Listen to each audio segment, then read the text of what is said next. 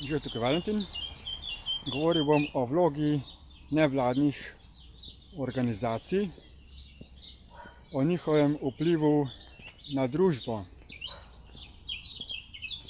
V Sloveniji je več 10 000 nevladnih organizacij, nekatere so izključno prostovoljske, neprofitne organizacije, ki prinašajo veliko vrednost naši družbi. Vendar za ta sektor ni primerno poskrbljeno, primanjkuje sredstev za razvoj programov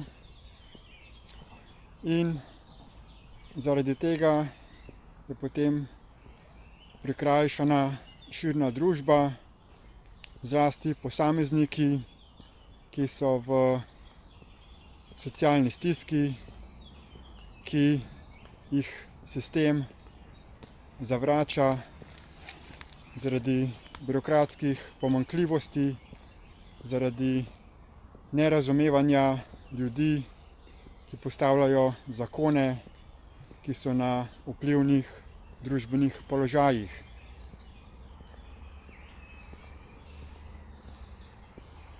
Razlika med profitnimi podjetji in pa družbeno koristnimi podjetji je predvsem v viziji, v temeljnem namenu delovanja.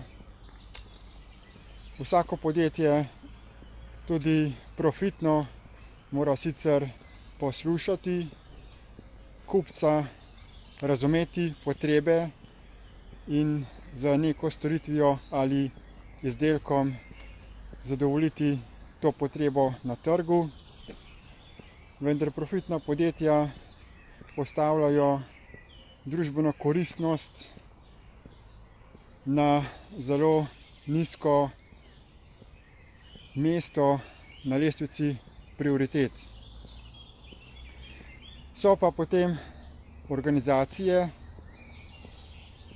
neprofitne organizacije, ki pa imajo blagostanje človeka ali drugih živih bitij na prvem mestu.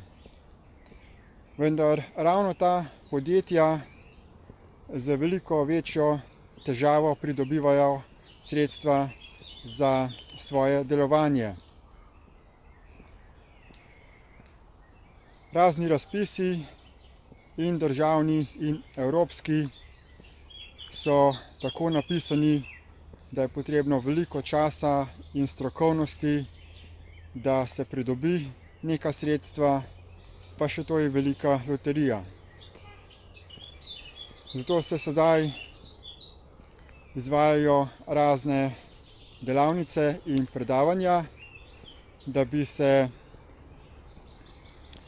izobrazilo ljudi v teh nevladnih organizacijah, kako se učinkovito pripraviti na te razpise, in pa pripravlja se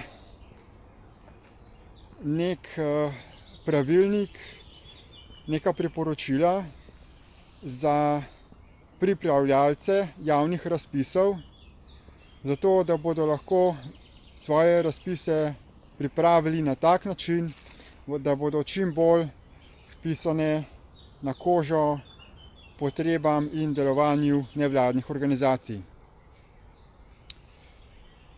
Glede tega v Mariboru deluje zavod PIP,